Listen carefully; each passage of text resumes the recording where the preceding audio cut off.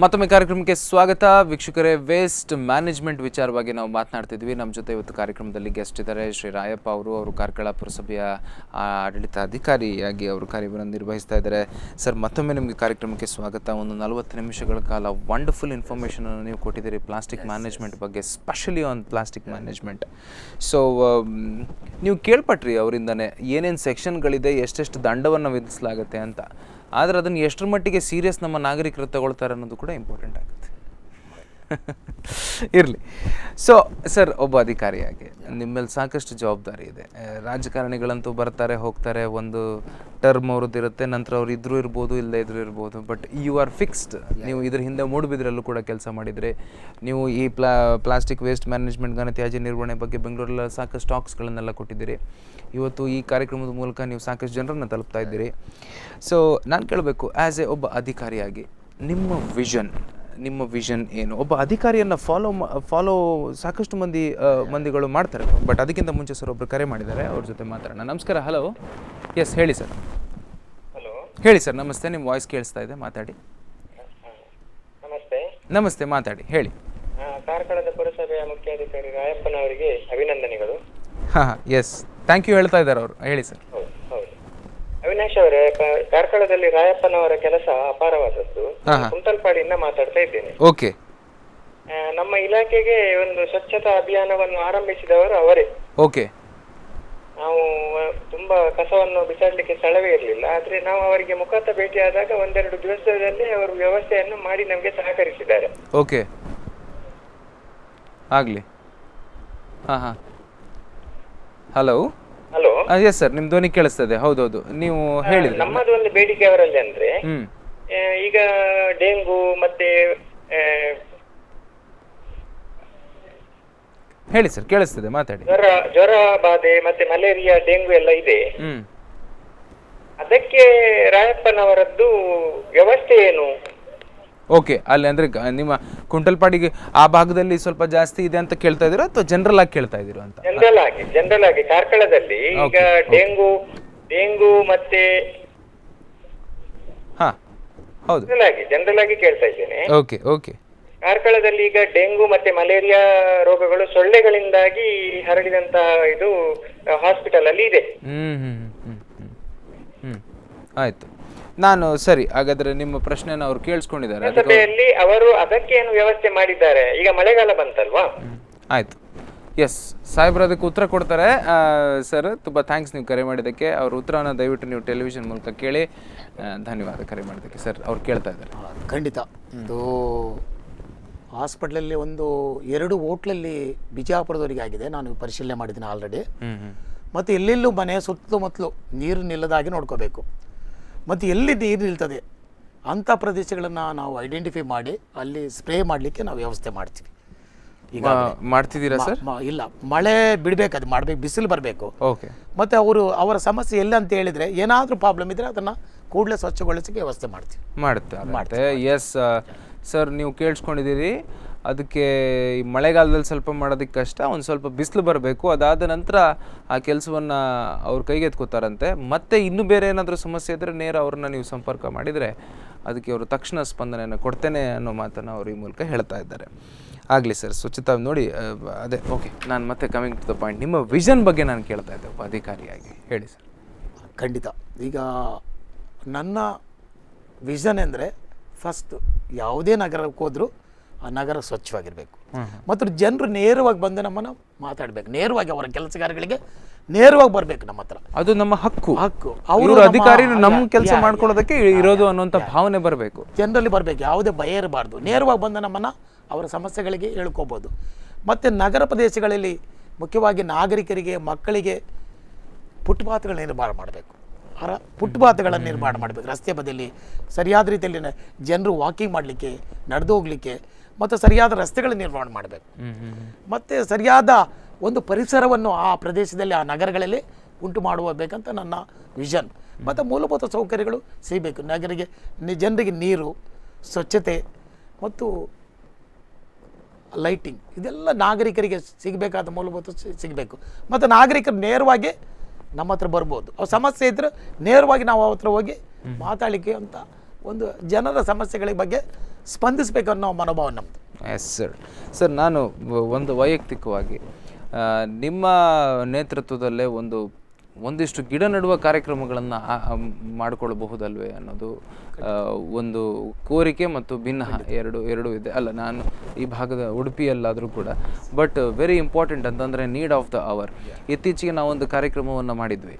ಆ ಕಾರ್ಯಕ್ರಮ ಮಾಡಿದಾಗ ಒಬ್ಬರು ಸೈಂಟಿಸ್ಟ್ ಅವರು, ಇಲ್ಲಿ ಡಾಕ್ಟರ್ ಎ ಬಿ ಭಟ್ ಅಂತೇಳಿ ಅವರು ಹೇಳ್ತಾ ಇದ್ರು, ಒಬ್ಬ ವ್ಯಕ್ತಿ 55 ಗಿಡಗಳನ್ನು ನೆಡಬೇಕು. ಅವನು ತನ್ನ ಸುತ್ತಮುತ್ತಲಿನ ಪ್ರದೇಶದಲ್ಲಿ ಒಂದಷ್ಟು ಆಕ್ಸಿಜನ್, ಆಮ್ಲಜನಕ ಸಿಗಬೇಕು ಮತ್ತು ಪರಿಸರ ಸ್ವಚ್ಛವಾಗಿ ಇಡಬೇಕು ಅಂತಂದರೆ ಈ ನಿಟ್ಟಿನಲ್ಲಿ ಒಂದು ಗಿಡ ನೆಡುವ ಒಂದು ಸಾಮೂಹಿಕ ಕಾರ್ಯಕ್ರಮ ರಾಯಪ್ಪ ಅವರ ನೇತೃತ್ವದಲ್ಲಿ ಯಾಕೆ ಆಗಬಾರ್ದು ಕಾರ್ಕಳದ ಭಾಗದಲ್ಲಿ? ಖಂಡಿತ ಮಾಡುವ. ಎಸ್. ಈಗ ಮತ್ತೆ ಇನ್ನೊಬ್ರು ಕರೆ ಮಾಡಿದ್ದಾರೆ. ನಮಸ್ಕಾರ. ಹಲೋ, ಮಾತಾಡಿ. ಹಲೋ. ನಮಸ್ತೆ ಸರ್, ಮಾತಾಡಿ. ಹಲೋ, ನಮಸ್ತೆ ಸರ್. ನೀವು ಟಿವಿ ವಾಲ್ಯೂಮ್ ಅನ್ನ ಕಡಿಮೆ ಮಾಡಿ ಮಾತಾಡ್ತೀರಾ? ಹಲೋ, ಮಾತಾಡಿ, ಹೇಳಿ. ಏನು ಅಂತ ಹೇಳಿದ್ರೆ, ನಾವು ವೇಸ್ಟ್ ಕೆಲವು ಕಸ ಎಲ್ಲ ಉಂಟು ನಮ್ಮ ಹತ್ರ. ಹಲೋ, ಹಾ ಕೇಳಿಸ್ತದೆ, ಮಾತಾಡಿ ಸರ್, ಹೇಳಿ. ವೇಸ್ಟ್ ಎಲ್ಲ ಕಸ ನಮ್ದೇನೇನು ಗೊತ್ತು, ನಮ್ಮನೆ ಕೆಲವು ಮನೆದೆಲ್ಲ ಕೆಲವು ವೇಸ್ಟ್ ಬಟ್ಟೆ ಗಿಟ್ಟೆ ಎಲ್ಲ ವೇಸ್ಟ್ ಇರ್ತದೆ. ಅದನ್ನ ನಾವು ಡಂಪ್ ಮಾಡ್ಬೇಕಾದ್ರೆ ಯಾರ ಹತ್ರ ಕೊಡ್ಬೇಕು? 1, 2, 4, 5 ಬ್ಯಾಗ್ ಇರ್ತದೆ. ಡೈರೆಕ್ಟ್ ಮಾತಾಡಿದ್ರೆ ಇವರು ನೀವು ಅವ್ರ ಹತ್ರ ಕೊಡಿ, ಇವ್ರ ಹತ್ರ ಕೊಡಿ ಅಂತ ಹೇಳ್ತಾರೆ. ಅದಕ್ಕೆ ನಾವು ಯಾರ ಹತ್ರ ಕೊಡ್ಬೇಕಂತ ಅರ್ಥದ್ದು? ಬಟ್ಟೆಗಳ ಬಗ್ಗೆ ಮಾತ್ರ ಪರ್ಟಿಕ್ಯುಲರ್ ಆಗಿ ಹೇಳ್ತಾ ಇದ್ದೀರೋ ಅಥವಾ ಬೇರೆ ಯಾವ್ದಾದ್ರು ವೇಸ್ಟ್ ಎಲ್ಲ ನಮ್ಮದ್ರಲ್ಲಿ ಕೆಲವು ಮನೆ ರಿಪೇರಿ ಆಗುವಾಗ ವೇಸ್ಟ್ ಎಲ್ಲ ಕಸ ಎಲ್ಲ ಇರ್ತದೆ. ಯಾಕಂತ ಹೇಳಿದ್ರೆ ಮನೆದೆಲ್ಲ ಕೆಲವು ವಸ್ತು ಎಲ್ಲ ಇರ್ತದೆ. ವೇಸ್ಟ್ ಅಂತ ಹೇಳಿದ್ರೆ ವೇಸ್ಟ್ ಎಲ್ಲ ಪ್ಲಾಸ್ಟಿಕ್ ಎಲ್ಲ ಇರ್ತದೆ. ಅದನ್ನ ನಾವು ಅಂತ ಹೇಳಿದ್ರೆ ಒಂದ್ಸಲ ಮನೆ ಅಂತ ಹೇಳಿದ್ರೆ ಅದನ್ನು ಒಂದು 20 ಚೀಲ ಉಂಟು ವೇಸ್ಟ್ ಎಲ್ಲ, ಅದನ್ನು ಹಿಡ್ಕೊಂಡೋಗಿ ಅಲ್ಲಿ ಹಾಕು ಡಂಪ್ ಮಾಡುವ ಅಂತ ಹೇಳಿದೆ. ಅದಕ್ಕೆ ನೀವು ಹಾಗೆಲ್ಲ ಆಗುದಿಲ್ರಿ, ಹೊರಗೆ ಹಿಡ್ಕೊಂಡು ಹೋಗಿ ಅದು ಮಾತಾಡು, ಹೊರಗೆ ಹೋಗಿ ಮಾತಾಡ್ಬೇಡಿ, ಈಗ ಹೋಗಿ ಅಂತ ಹೇಳಿದ್ರು. ಓಕೆ, ಆಯ್ತು, ಕರೆಕ್ಟಾ? ಎಸ್ ಸರ್, ನೀವೇನಂತೀರಿ ಇದಕ್ಕೆ? ಅದಕ್ಕೆ ನಾನು ವಿಷಯ ಅಂತ ಹೇಳಿದ್ರೆ, ನಾನು ನಮ್ದು ಬಟ್ಟೆ ಗಿಟ್ಟೆ ಎಲ್ಲ ಇರ್ತದಲ್ಲಿ, ಬಟ್ಟೆ ವೇಸ್ಟ್ ನಮ್ಗೆ ಹಾಕುದಿಲ್ಲ ಅದನ್ನು. Right, okay. ಎಲ್ಲಿ ಬಿಸಾಡುದು ಅದನ್ನು? ಓಕೆ, ರಾಯಪ್ಪ ಅವರು ಅದಕ್ಕೆ ಉತ್ತರ ಕೊಡ್ತಾರೆ ಸರ್, ಹೇಳಿ ಸರ್. ನೋಡಿ, ಘನತ್ಯಾಜ್ಯ ನಿರ್ವಹಣೆ ಅಂದರೆ ಹಸಿ ಕಸ, ಒಣ ಕಸ, ನೀವು ಇಡೀ ಟೋಟಲ್ ಕ್ಲೀನ್ ಮಾಡಿ ಗಾಡಿಗೆ ಹಾಕ್ಲಿಕ್ಕೆ ಆಗುದಿಲ್ಲ. ಅದಕ್ಕೆ ಸಪ್ರೇಟ್ ಆಗಿ ನೀವು ಬೇರೆ ಮಾಡಿ, ಉದಾಹರಣೆ ಅವ್ರು ಬಟ್ಟೆ ಹೇಳಿದ್ರು, ಬಟ್ಟೆ ಏನು ಮಾಡಬೇಕು, ಸಪ್ರೇಟ್ ಆಗಿ ಕಟ್ಟಿಡಬೇಕು, ಪ್ಲಾಸ್ಟಿಕ್ ಸಪ್ರೇಟ್ ಮಾಡಿಡಬೇಕು. ಎಲ್ಲ ಕಸ ಮಾಡಿದ್ರೆ ಅವರು ನಮ್ಮ ಎಂಪ್ಲಾಯ್ಗಳಿಗೂ ಅಷ್ಟೊಂದು ಕೊಂಡೊಯ್ಲಿಕ್ಕೆ ಲಾರಿಗಟ್ಟಲೆ ಕೊಡ್ಲಿಕ್ಕೆ ಆಗುದಿಲ್ಲ. ಒಂದು 2 ಚೀಲ ಕೊಡಿ, ದಿವಸ 2 ಚೀಲ ಕೊಡಿ, ಖಂಡಿತವಾಗಿ ಕೊಂಡೊಯ್ತೀವಿ. ಅದು ನಿಮಗೂ ಜವಾಬ್ದಾರಿ ಬೇಕು. ಒಮ್ಮೆ ಲೋಡ್ ಗಟ್ಟಲೆ ಕೊಟ್ರೆ ನಾವೆಲ್ಲಿ ಡಂಪ್ ಮಾಡೋದು ಅದನ್ನ? ಎಕ್ಸಾಕ್ಟ್ಲಿ. ನೀವು ಬೇರೆ ಬೇರೆ ಮಾಡಿ 2 ಚೀಲ ಕೊಡಿ, ಅದೇ ಅವ್ರಿಗೆ ಹೇಳಿದ್ದು 2 ಚೀಲ ಕೊಡಿ, ಖಂಡಿತವಾಗಿ ತಗೊಳ್ತೀವಿ. ಹೌದು. ಆಮೇಲೆ ನೀವು ಈಗ ಮನೆ ಕಟ್ಟುವಂತ ಸಂದರ್ಭದಲ್ಲಿ ವೇಸ್ಟ್ ಅಂತಂದ್ರೆ ಈ ಹಲಗೆಗಳ ಬಗ್ಗೆ ಎಲ್ಲ ನೀವು ಹೇಳ್ತಾ ಇರ್ಬೋದು, ಅದಕ್ಕೆ ಬೇರೆದೇ ಆದಂತ ಕೊಡ್ಬೇಕಾದಂತ ವ್ಯವಸ್ಥೆ ಇದೆ. ಬಡವರಿಗೆ, ಮನೆ ಕಟ್ಟುವವರಿಗೆ ಅದನ್ನ ಕೊಡ್ಬೋದು. ಮತ್ತೆ ನೀವು ಬಟ್ಟೆ ತುಂಬಾ ಇದೆ, ನಾವು ಹಾಕ್ಲಿಕ್ಕೆ ಆಗದಿದ್ದದ್ದು ಅನ್ನೋಂಥ ಒಂದು ಮಾತನ್ನ ಹೇಳಿದ್ರೆ ಸರ್, ನೀವೇನ್ ಮಾಡ್ಬೋದು, ಪ್ರಾಯಶಃ ಆ ಭಾಗದಲ್ಲಿ ಇರುವಂಥ ಸಣ್ಣ ಬಡವರ ಕಾಲೋನಿಗೋ ಅಲ್ಲಿಗೆ ಹೋಗಿ ಕೊಡ್ಬೋದು, ಇಲ್ಲ ಅನಾಥಾಶ್ರಮಕ್ಕೆ ಕೊಡ್ಬೋದು. ನೀವು ಈ ಥರದಕ್ಕೆಲ್ಲ ಕೊಡಬಹುದು. ಅದು ಖಂಡಿತ ತುಂಬಾ ಜನ 2 ಚೀಲ ಕೊಟ್ಟು ಖಂಡಿತವಾಗಿ ನಾವು ತಗೊಳ್ತೀವಿ. 2 ಚೀಲ ಕೊಟ್ಟರೆ ಸಾಧ್ಯ ಇಲ್ಲ. ಅಬ್ಸಲ್ಯೂಟ್ಲಿ. ನಾನು ನಿಮ್ಮ ವಿಷನ್ ಅನ್ನ ಕೇಳ್ತಾ ಇದ್ದೆ, ಅದನ್ನ ನೀವು ಹೇಳಿದ್ರಿ ಸರ್. ನಿಮ್ಮ ಆಸಕ್ತಿಯ ಕೆಲವು ಕ್ಷೇತ್ರಗಳು ಯಾವ್ದು ಅಂತ? ನನಗೆ ಮುಖ್ಯವಾಗಿ ತ್ಯಾಜ್ಯ ನಿರ್ವಹಣೆ ಮುಖ್ಯ, ಬಹಳ ಮುಖ್ಯವಾಗಿ. ಅದೇ ನನ್ನ ಕನ್ಸೆಪ್ಟೇ ಅದು. ಈ ಸುತ್ತಮುತ್ತ ಕರ್ನಾಟಕದಾದ್ಯಂತ ಟ್ರಾವೆಲ್ ಮಾಡಿ ಎಲ್ಲಾದರೂ ಟಾಕ್ಗಳನ್ನು ಕೊಟ್ಟಿರೋದ್ರ ಬಗ್ಗೆ ಸ್ವಲ್ಪ ನೆನಪು ಮಾಡ್ಕೋಬಹುದು? ಒಂದು ಬೆಂಗಳೂರಲ್ಲಿ ಕೊಟ್ಟಿದ್ದೀನಿ, BBMP ಹೆಲ್ತ್ ಇನ್ಸ್ಪೆಕ್ಟರ್ಗಳಿಗೆ, ಮತ್ತು ಇನ್ನೊಂದು ಪರಿಸರ, ಬೆಂಗಳೂರಿರುವಂಥ ಪರಿಸರ ಇಲಾಖೆಯಲ್ಲಿ ಚೆನ್ನೈ ಮತ್ತು ಹೈದರಾಬಾದ್ ಬರುವಂಥ ಅಧಿಕಾರಿಗಳು, ಅದರಲ್ಲಿ ಒಂದು ಪ್ರೆಸೆಂಟೇಷನ್ ಮಾಡಿದ್ದೀನಿ. ಆಗ ಮೂಡುಬಿದ್ರಲ್ಲಿದ್ದೆ, ಆಗ ಪ್ರೆಸೆಂಟೇಷನ್ ಮಾಡಿದ್ವಿ. ತ್ಯಾಜ್ಯ ಯಾವ ರೀತಿ ನಿರ್ಮಾಣ ಮಾಡೋದು, ಯಾವ ರೀತಿಯ ಸಂಗ್ರಹ ಮಾಡೋದು, ಯಾವ ರೀತಿ ವಿಲೇವಾರಿ ಮಾಡಬೇಕೆಂಬುದಾಗಿ ಅಲ್ಲಿ 2-3 ಕಡೆ ಕೊಟ್ವಿ. ಇನ್ನು ಸರ್, ತುಂಬ ಕಾಳಜಿ ಇರುವಂಥ ನಿಮ್ಮ ಕ್ಷೇತ್ರ ಯಾವುದು? ಒಬ್ಬ ಅಧಿಕಾರಿಯಾಗಿ ನೀವು ನಿಮ್ಮದೇ ಭಾಗದಲ್ಲಿ, ನಾನು ಕೇಳ್ತಾ ಇರುವಂಥದ್ದು ನಿಮ್ಮದೇ ಭಾಗದಲ್ಲಿ, ಯಾಕಂದರೆ ಬೇರೆ ಬೇರೆ ಕಡೆಯಲ್ಲಿ ಬೇರೆ ಬೇರೆ ಸಮಸ್ಯೆಗಳಿರ್ಬೋದು, ಉಡುಪಿಯಲ್ಲಿ ಸಮಸ್ಯೆ ಬೇರೆ ಇರ್ಬೋದು, ಬಟ್ ಕಾರ್ಕಳದಲ್ಲಿ ನಿಮಗೆ ತುಂಬ ಕಾಳಜಿ, ಇದ್ರ ಬಗ್ಗೆ ತುಂಬ ಇಲ್ಲಿ ಪ್ರಾಬ್ಲಮ್ ಇದೆ, ಇದನ್ನ ಸರಿ ಮಾಡಬೇಕು ಅನ್ನೋ ನಿಟ್ಟಿನಲ್ಲಿ ನೀವು ಕೆಲಸ ಮಾಡ್ತಾ ಇರುವಂಥ ಕ್ಷೇತ್ರ ಘನತ್ಯಾಜ್ಯ ವಿಲೇವಾರಿ ಬಿಟ್ಟು. ಒಂದು ರಸ್ತೆಗಳ ನಿರ್ವಹಣೆ, ಚರಂಡಿಗಳ ನಿರ್ವಹಣೆ, ಫುಟ್ಪಾತ್ಗಳ ನಿರ್ವಹಣೆ, ಇದನ್ನು ಮಾಡಬೇಕು. ಜನರಿಗೆ ನಡೆದೋಗ್ಲಿಕ್ಕೆ ಸರಾಗವಾಗಿ ಮಕ್ಕಳು, ಶಾಲೆ ಮಕ್ಕಳು ಮತ್ತು ಪ್ರಾಯಸ್ಥರೆಲ್ಲ ಒಂದು ರಸ್ತೆ ಬದಿಯಲ್ಲಿ ಕ್ಲೀನಾಗಿ ಹೋಗಬೇಕು, ಫುಟ್ಪಾತ್ ನಿರ್ಮಾಣ ಮಾಡಬೇಕು ಅಂತ ತುಂಬ ಅಭಿಪ್ರಾಯ ನಮ್ಮದು. Okay, right sir. ಈಗಿನ್ನು ಪ್ರಾಯಶಃ 1-2-3 ನಿಮಿಷ ಇದೆ ಇನ್ನು ಕಾರ್ಯಕ್ರಮವನ್ನು ಎಂಡ್ ಮಾಡೋದಕ್ಕೆ. ನಾನು ಕೇಳ್ತಾ ಇದ್ದೀನಿ, ಟು ಸಮ್ ಅಪ್ ಇಡೀ 1 ಗಂಟೆಯ ಕಾರ್ಯಕ್ರಮವನ್ನು ಸರ್ ನೀವು 3 ನಿಮಿಷದಲ್ಲಿ ಹೇಳಿ ಮುಗಿಸೋದಾದರೆ ಏನೇನೆಲ್ಲ ನಮ್ಮ ವೀಕ್ಷಕರಿಗೆ ಹೇಳೋದಕ್ಕೆ ಬಯಸ್ತೀರಿ ಘನತ್ಯಾಜ್ಯ ವಿಲೇವಾರಿಯ ಬಗ್ಗೆ? ಖಂಡಿತ ಕಸವನ್ನು ನಮ್ಮ ಮನೆಯಿಂದನೇ ಬರುವಾಗ ಮೂಲದಲ್ಲೇ ಬೇರ್ಪಡಿಸಬೇಕು. ಯಾವುದೇ ಕಾರಣಕ್ಕೂ ನೀರಿನ ಮೂಲ, ಖಾಲಿ ಜಾಗ, ರಸ್ತೆ ಬದಿ ಎಲ್ಲೂ ತ್ಯಾಜ್ಯಗಳನ್ನು ಹಾಕಬಾರ್ದು.